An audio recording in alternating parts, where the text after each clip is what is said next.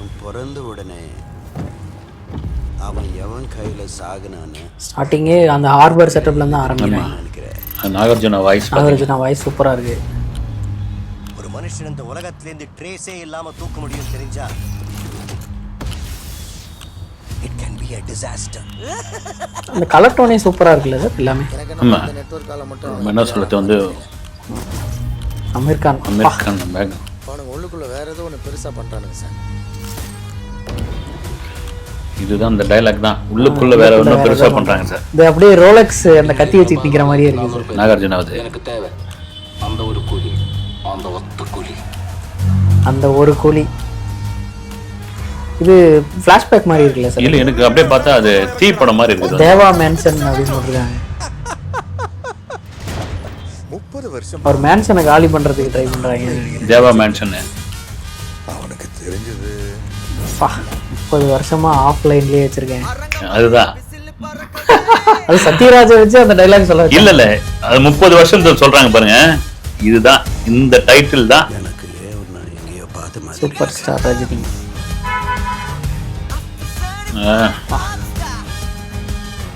நாகார்ஜுனுக்கு வயசே ஆகாதாங்க, பயங்கரமா இருக்காரு, செம்மையா இருக்குங்க. உபேந்திரா விருது ஃபிளாஷ்பேக்ல வருவாருன்னு அந்த டோன் பார்த்தா அப்படிதான் இருக்குது.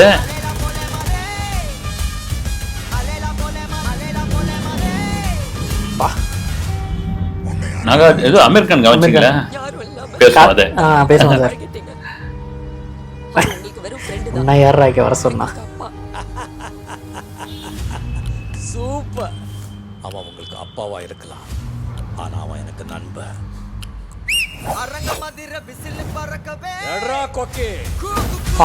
இந்த டைலாக் பழசே ஆகாத சார். அவன் எனக்கு நண்பன், என் நண்பன் சொல்லும் பொழுது ரஜினி ரசிகர் மொத்த பேரும் சத்யராஜோட நண்பனா மாறிடுவாங்க பாருங்க.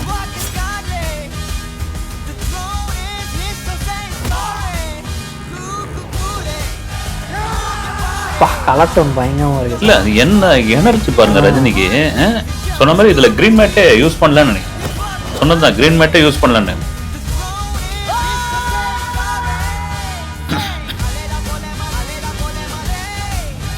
சௌபின் பயங்கரமா ஆடி இருப்பார் போலயே சார்.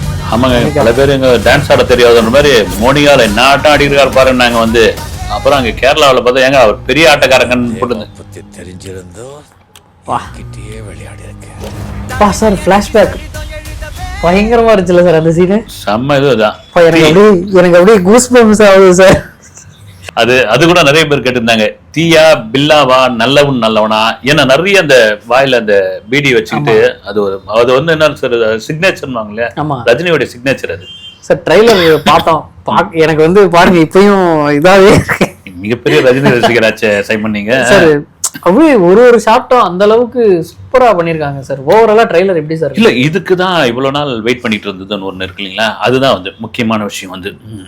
ஏன்னா கிட்டத்தட்ட இந்த 2025க்கு மிக முக்கியமான படம் நாம் திரும்ப சொல்லிட்டு இருக்கிறதுக்கான காரணம் என்னன்னா, ஏன்னா தமிழ் சினிமாவுடைய ஆக்சிஜன் இந்த படம் தான். இவ்வளவு காலம் அந்த படங்கள்ல பெரிய ஹிட், அதாவது சூப்பர் டூப்பர் ஹிட்னு எதுவுமே கிடையாது. இதுக்கப்புறம் பெரிய ஹீரோக்கள் படம் எதுவும் கிடையாது. மேபி ஏதாவது சின்ன படங்கள் நல்ல படங்களா வரலாம், ஆனா ஒரு பெரிய பிக் கலெக்ஷன், ஒரு தியேட்டர் திருவிழா கோலமா இருக்கும் அப்படின்னா அது கூலி தான். அது ஸ்டார்டிங் சீன்ல இருந்து கடைசி ஃப்ரேம் தான் அப்படியே நமக்கெல்லாம் பார்க்கும் போதே ஒரு மாதிரியா. ஸ்டார்டிங் இந்த நாகார்ஜுனா வாய்ஸ்ல இருந்து தொடங்குது இல்லையா, ஒரு தெலுங்கு கலந்த தமிழ் இல்லையா, அதுல இருந்து அந்த பேசுறதாகட்டும். எனக்கு பெரிய ஆச்சரியம், நாகார்ஜுனா அதுல வில்லன் தெரிஞ்சு போச்சு, வந்து ஒரு நெகட்டிவ் ரோல் பண்றாருன்னு. அது எப்படி ஒத்துக்கிட்டாருன்ற ஒரு விஷயம் இருக்குல்ல. அது காரணம் என்னன்னா, இன்னைக்கு வரைக்கும் தெலுங்குல ஒரு ஹீரோ மெட்டீரியல் வந்து, அதுவும் மாஸ் ஹீரோ மெட்டீரியல் வந்து, அதான் லோகேஷ் கனகராஜ் ஒரு இன்டர்வியூல சொல்லியிருப்பாரு, ஒரு முறை இல்லைங்க 7 முறை அவர் போய் கதை சொன்னேன்னு வந்து. அது ஏன்னா அவ்வளவு சீக்கிரம் நீங்க ஒத்துக்கிறது ஒரு பெரிய விஷயம் இல்லைங்களா.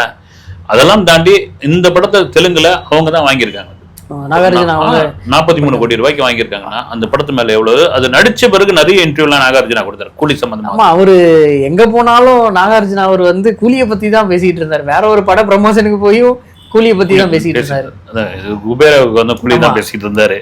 அது காரணம் என்னன்னா, லோகேஷோட ஒரு மேஜிக் தான். உங்களுக்கு எப்பவுமே சொல்லுவாங்க இல்லைங்களா, ஒரு விமர்சனம், ஒரு தோல்வி, ஒரு கலைஞனை வந்து வேற விதமா அடுத்த இதுல வந்து அடுத்த படைப்புல அவனை வேற விதமா வேகத்தை கொண்டு வருக்குன்னு. அந்த விமர்சனம் லியோ விமர்சனம் தான். ஏறக்குறைய அந்த விமர்சனத்தை ஈடுகட்டுற மாதிரி தான் இந்த படத்தை. அதை தாண்டி ஒரு படமா தான் இது இருக்கும். அது ஏன்னா லோகேஷ்க்கு முக்கியமான படம் அது. அதான் சொன்னாரு, நான் அண்ணன் தண்ணிய புழங்கலை, தூக்கம் இல்லைன்னு சொன்னதுக்கான காரணம் இந்த ரிசல்ட்ல தெரிஞ்சு போச்சு. அதுவும் அந்த ட்ரெய்லர்ல பக்கா ட்ரெய்லர் வந்து சார் ட்ரெய்லர்ல வந்து எல்லாமே காமிக்காத மாதிரி ஒரு ஃபீலிங் சார். எதுவும் மறைச்சு வச்சுக்கிட்டு இருக்காங்களே அப்படின்ற மாதிரியே இருக்கு. இல்ல இதுல என்ன கதைன்னு நம்மளால ஜட்ஜ் பண்ண முடியல. ஓரளவுக்கு ஆளாளுக்கு ஒரு கதை மறுபடியும் சொல்லலாம கண்டி. எனக்கு திரும்ப சொல்றதுன்னா, லோகேஷ் அதுல ஒரு பிரில்லியண்டா ஒரு பெரிய கதையெல்லாம் ஒண்ணு இருக்காது. வந்து ஒரு ஒரு ஒரு நார்மலான ஒரு ஒரு ஒரு இதுதான். அதுக்குள்ள என்ன ஒரு மேஜிக் பண்ணி வச்சிருக்காரு. இதெல்லாம் மீறி இந்த ட்ரெய்லருக்குள்ள எல்லா கேரக்டரும் கொண்டு வந்தாரு பாருங்க. அது ஒரு பெரிய விஷயம். வந்து டீசர்ல வந்து கோல்டு ரிலேட்டடா கடத்தல் பண்ண போறாங்க அப்படின்ற மாதிரி ஒரு டாக் இருந்தது. இங்க எங்கேயுமே காமிக்கலையே சார் கோல்டு. ஒண்ணு ஏன்னா எல்லா இதுலயுமே அந்த தங்க வாட்ச் பட்டா இருக்கு. இதுல ஒரு இடத்துல கூட காணோம். இன்னொரு முக்கியமான ஒரு விஷயம் கவனிச்சிங்களா, அனிருத்தோட பிஜிஎம் எங்கேயாவது தெரிஞ்சது? ஆமா சார், பவர் ஹவுஸையே காணும் சார். இதுல இவ வேற ஏதோ புதுசா பண்ணிருக்காரு. ஒரு பிஜிஎம் கிடையாது. அவருடைய வாய்ஸ்ல தான் அரங்கம் அதிரட்டுமே அப்படின்னு வருது. வந்து இதை தாண்டி இவ்வளவுதாங்க நாங்க கொடுத்துருக்கிறோம். நீங்க வந்து மத்தத வந்து தியேட்டர்ல வேற மாதிரி இருக்கும். 14ஆம் தேதி வந்து பாத்துங்க, அதுல வேற மாதிரி இருக்குன்னு ஃபங்க்ஷன் ஆரம்பிச்சிட்டாங்க. நம்ம பேசிட்டு இருக்கோம் சார். அமீர் கானுக்கு வந்து இந்த ஷாட்ல இங்க ட்ரைலர்ல வந்து தெரியல, பட் அவருக்கு வந்து தனியா ஒரு வீடியோ ரிலீஸ் பண்ணிருந்தாங்க.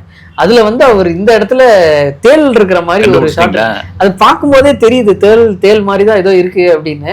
ரோலக்ஸா நீங்க நேரடியா கேட்டலாம். மேபி எல்சியூக்குள்ள இதை கொண்டு வருவாங்களா, அது இல்லன்டாப்ல. இது எல்சியூக்குள்ள கிடையாதுன்னு ரஜினியும் அதை வந்து என் படமா இருக்கட்டுங்கன்னு அதை மீறி மறுபடியும் பேசுறதுதான். ஒரு ரோலக்ஸ் மாதிரி இருக்குமா, அப்புறம் வந்து ஒரு கன்னை வச்சுக்கிட்டு அவர் சுட்டுறது. அவரும் ஒரு இன்டர்வியூல சொல்லியிருந்தாரு, ஒரு அதிகபட்சமா ஒரு 4-5 நாள் தான் எனக்கு வந்து ஷூட் பண்ணாங்க. எண்ணூர்லயும் ராஜஸ்தான்லயும் இவருடைய காட்சி எடுத்திருந்தாங்க. ஆனா படம் முழுக்க இருக்கிற மாதிரி லோகேஷ் பண்ணியிருக்காரு. அதனுடைய வெளிப்பாடு தான் நான் அடுத்த வருஷம் நவம்பர் டிசம்பர்ல அவருடைய டைரக்ஷன்ல ஒரு ஹிந்தியில ஒரு படம் பண்ண போறேன்னு சொன்னது. அதை தாண்டி பாத்தீங்களா ப்ரொமோஷனுக்கு அதே கெட்டப்ல வந்திருக்காங்க. எப்படி இந்த மாதிரி யோசிக்கிறாங்கன்னா தெரிய மாட்டேங்குது. நார்த் இந்தியன்ஸ் ஆக்டர்ஸ் வந்து உங்களுக்கு வந்து ஆர்டிஸ்ட் வந்து ப்ரொமோஷன்ல அடிச்சுக்க முடியாது. வந்து ப்ரொமோஷனை வெறித்தனமா பண்ணி விட்டுருவாங்க. வந்து நீங்க தான் இங்க வந்து ப்ரொமோஷன் கூப்பிட்டு அவங்கள வந்து வெத்தலை பாக்க வச்சு கூப்பிட வேண்டியதா இருக்கும். வந்து இந்த கதாநாயகி வரல, அவர் வரல, இவர் வரலன்னு சின்ன படங்களுக்கு அது நடக்கும். அது சின்ன படமோ பெரிய படமோ அவங்க படம் வந்துட்டா அந்த ப்ரொமோஷன்ல அவங்க கலக்கிடுவாங்க. ப்ரொமோஷன் ரொம்ப ரொம்ப முக்கியமான ஒரு விஷயம். அது நீங்க ட்ரெய்லர் பாருங்க, 10 நிமிஷத்துல 1 மில்லியன் வந்து. ஆமா சார். இப்போ எவ்வளவு போயிருக்குன்னு தெரியல. வந்து எனக்கு தெரிஞ்சு எவ்வளவு போயிருக்கு பாருங்க. அப்படியே சார் அப்படியே ரியல் டைம்ல வந்து ரியல் டைம் விடுங்க, இதுல 1.5 மில்லியன் தாண்டி போய் 1.5 மில்லியன் தாண்டி போயிட்டு இருக்கு பாருங்க. 1.5 மில்லியன் நமக்கே வெளியவே நமக்கு 1.5 மில்லியன் காமிக்குது. உள்ள கண்டிப்பா 2 மில்லியன் மேல போயிருக்கு. அதுதான் இன்னும் போக போக போக இது எடுத்து டீகோட் பண்ணிட்டு இருக்காங்க பாருங்க சோஷியல் மீடியா. ஒரு விஷயத்தையும் எடுத்து போட்டுக்கிட்டு இருக்காங்க. இல்ல சைமன், என்னன்னா கடுமையான விமர்சனம் ரஜினி மீது வந்தது என்னன்னா, இப்ப இருக்கிற 2K கிட்ஸ்க்கு பிடிக்காது, அவரை வந்து மறந்துட்டாங்க, அவர் 74 வயசாயிடுச்சு, அவருக்கான ஃபேன்ஸ் எல்லாம் வந்து 60-50 வயசுக்கு மேலதான் அப்படின்னாங்க. ஆனா இன்னைக்கு சோஷியல் மீடியாவை எடுத்து கொண்டாடிக்கிட்டு இருக்கோம் அவங்கதான். வந்து ஒரு பாட்ஷா ரீ ரிலீஸ் தியேட்டர்ல அவங்கதான் இருந்தாங்க சைமன். அந்த 2K கிட்ஸ்ன்னு சொல்றமே அவர்கள் தான் நிறைஞ்சு போயிருந்தாங்க. வந்து அந்த டைம்ல பிறக்காதவங்க எல்லாம் இப்ப போய் அந்த படத்தை பார்த்து செலிப்ரேட் பண்ற அளவுக்கு நீங்க பாருங்க. சொன்ன மாதிரி அந்த டைம்ல பிறக்காதவங்க அவங்க வந்து இப்போ ஏன்னா ஈஸியா வந்து கிரிஞ்ச் பண்றாங்க, பூமர்னு சொல்லிட்டு போயிடலாம்.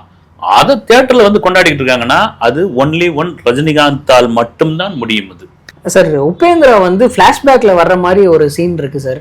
அந்த எட்ரா கொக்கிய அப்படின்றதும் அவர் வந்து பிளாஷ்பேக்ல ஒருத்தர் பிடிச்சி இழுத்துட்டு வர்றது ரஜினி சார் தான் அப்படின்ற மாதிரி தெரியுது.